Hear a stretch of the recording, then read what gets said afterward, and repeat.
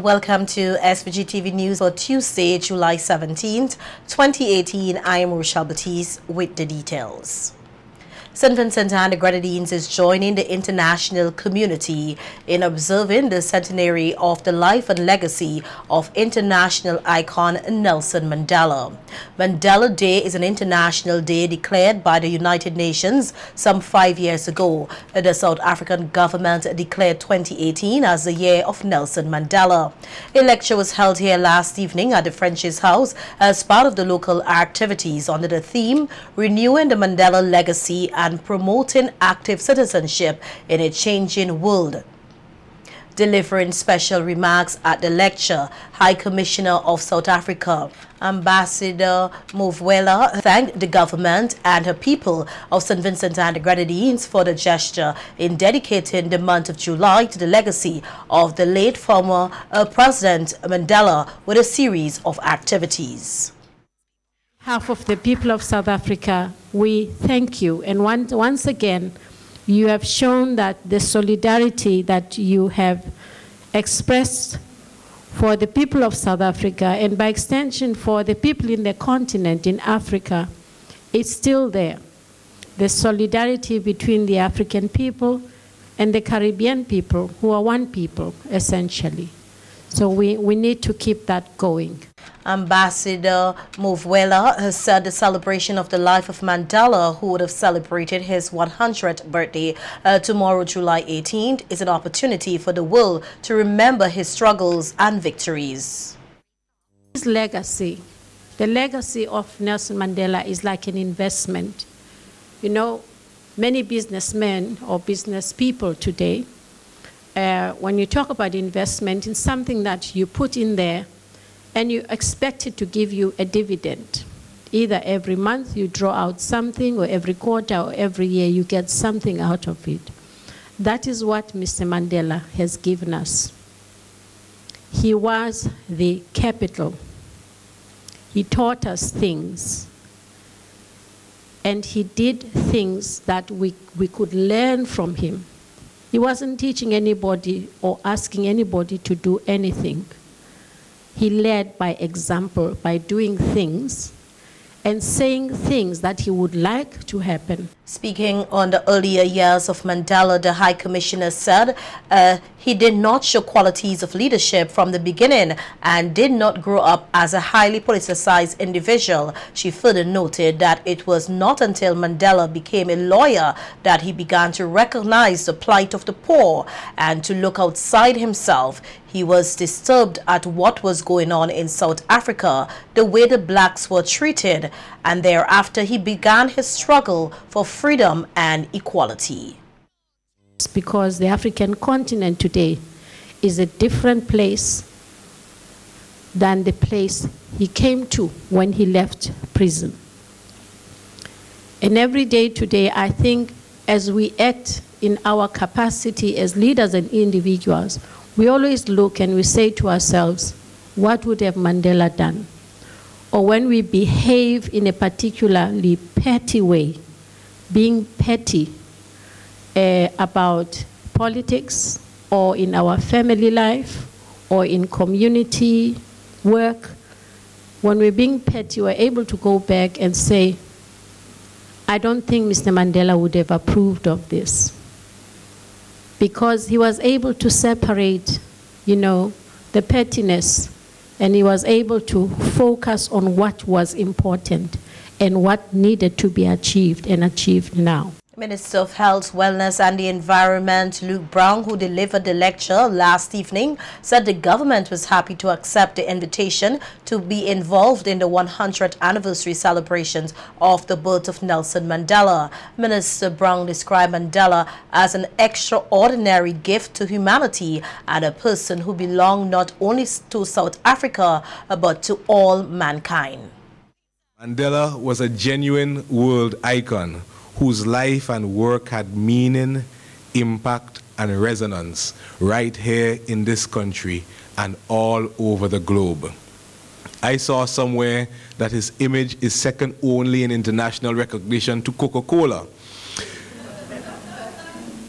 And I thought that they might have been quite generous to Coke.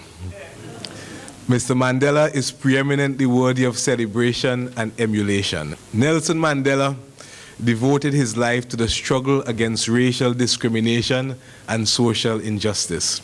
He fought long and hard for equality, freedom, peace, and human development.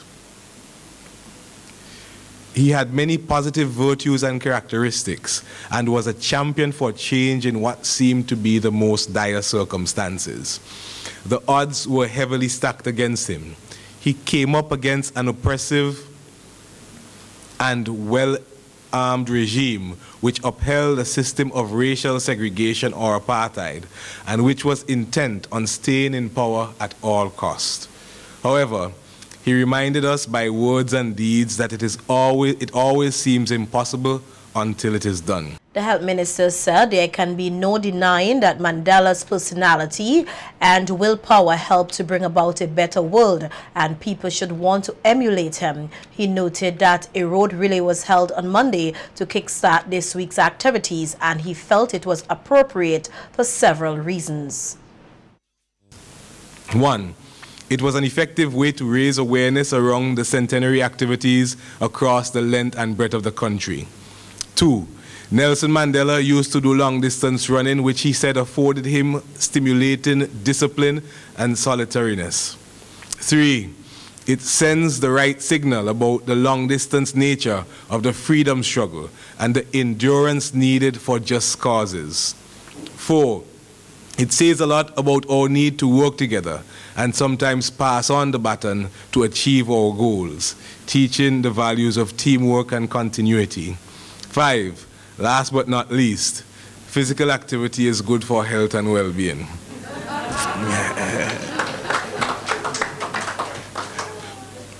I commend all the other activities which have been organized for this week by the Ministry of Foreign Affairs and the hard-working members of the Centenary Committee to you. The government minister announced that Cabinet had taken a decision to rename the South Leeward Highway in honor of Nelson Mandela and that other appropriate actions will be taken to promote the international icon's memory and remember his legacy. Brown further noted that the celebrations to mark Mandela's 100th birthday are taking place at a time when the late former president already occupies a firm and secure place in world history which others should try to emulate. The legacy of Nelson Mandela is first and foremost, I may presume, a legacy of resistance to racial oppression. If we are to become active citizens in the Mandela sense of the word, then we need to become resolved to fight injustice in any shape or form. Mandela gave up personal comfort and conveniences, a thriving law practice, his liberty, and he was even prepared to give up his life in the fight for a better world. Are we likewise prepared to make personal sacrifices for great causes? What have we done for our country lately? Have we been lulled into becoming a passive society that takes too much for granted? What does the term active citizenship mean and imply for us today? The best that we could do for Nelson Mandela on this his centenary is to make the conscious decision to become active citizens in this changing world and make our contribution to changing the course of history.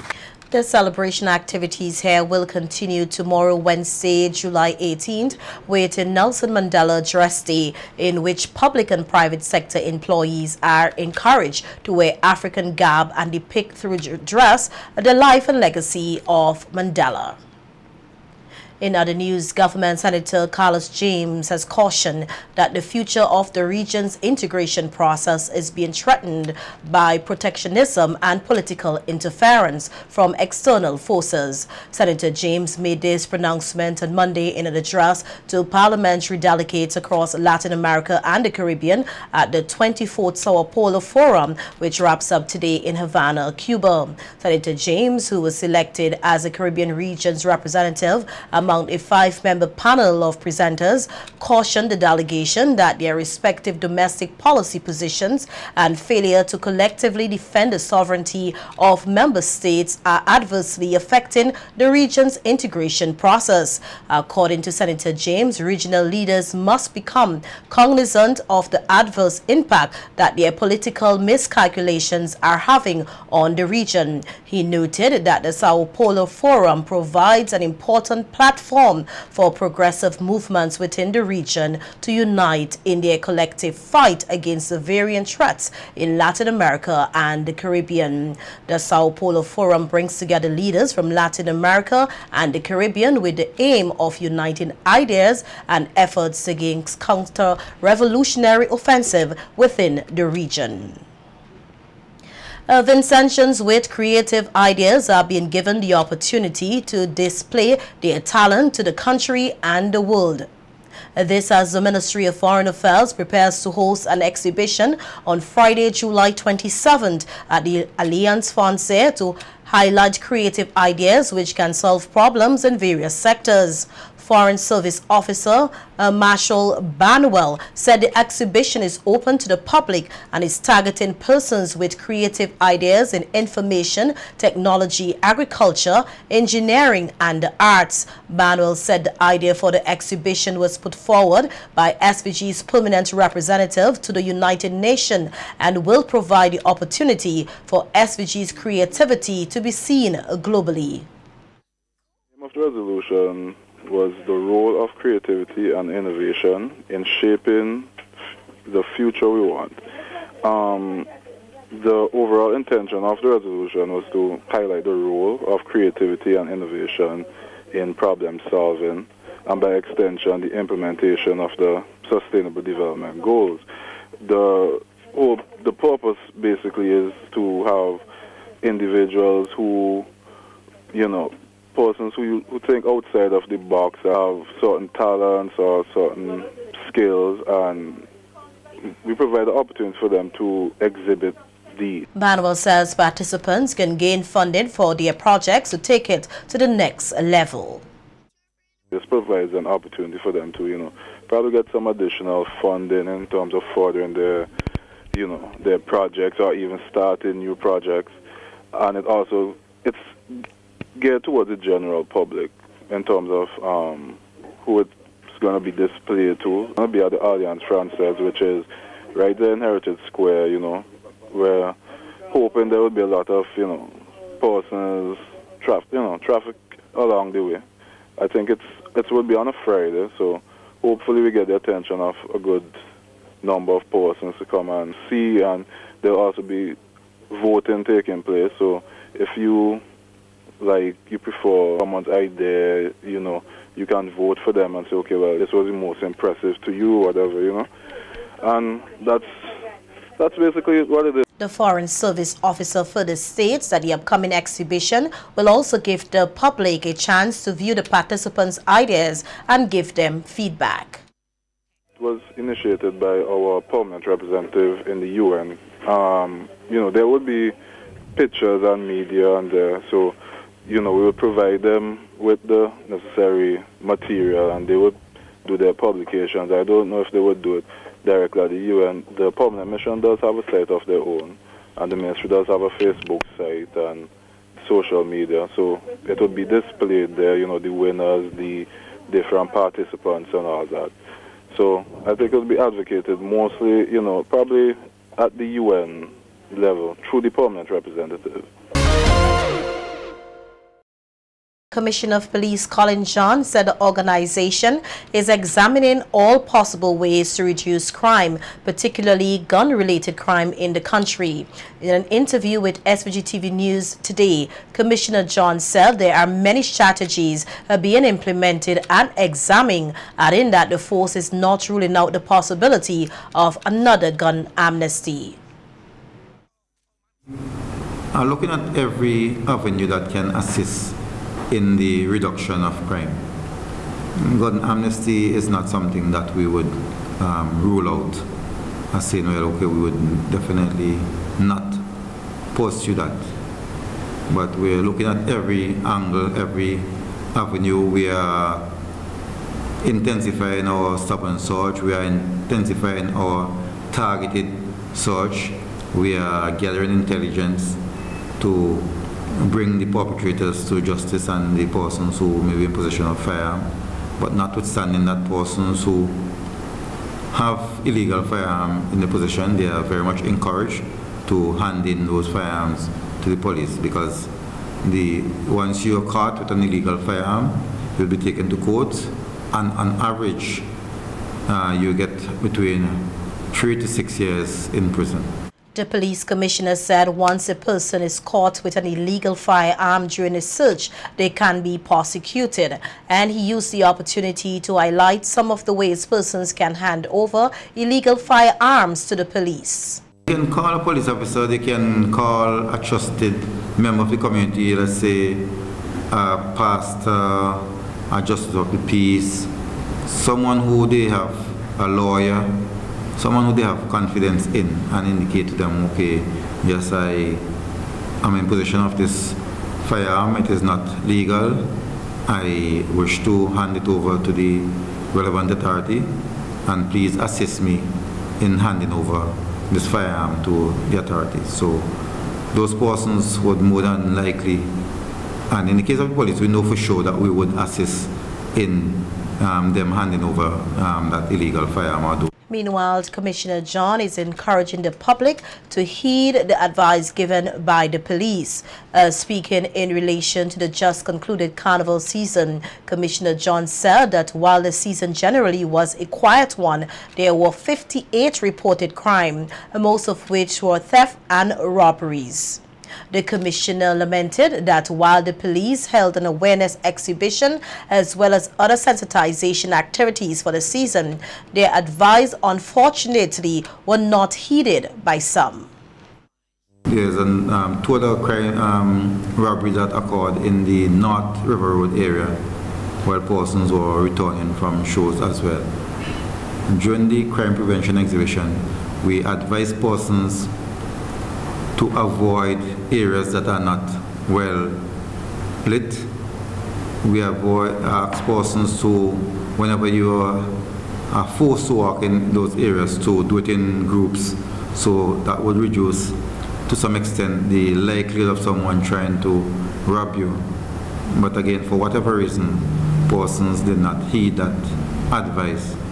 Hence, we had 7 reports of robbery during the carnival season.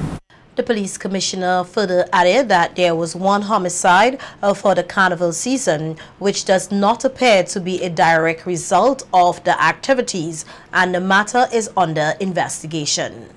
We had 1 incident of murder that occurred just after the Juve had finished in the area of Rose Place. Based on our intelligence, it was not directly carnival related, just that the person may have taken the opportunity as carnival, as Juve was on, or as the place was conducive to that type of offense, to commit that offense. The police were following some leads and hopefully would bring that person or those persons to justice in the not too distant future. Head of the Criminal Investigation Department, Hezron Ballantyne, says he was happy that most persons, including vendors, adhered to the no bottle policy and other policies introduced for the season. Went to the exhibitions and I recognized persons passing and they took the information. We also recognize that the no bottle policy, actually people adhere to the instruction in respect of that. And when we look at the statistics in respect of the crime this year, the wounding, we did not have plenty incidents in respect of bottle. And that shows that persons are adhering to the instructions of the no bottle policy. Meanwhile, Inspector Henry Providence says the hard work of the traffic branch and the assistance of the public led to a reduction in fatal accidents during the 2018 carnival season. For the entire carnival period this year, the 10 days, if you want to put it that way, which ran this year from the 29th of June 2018 to the 10th of July 2018, we saw there were 34 reported accidents.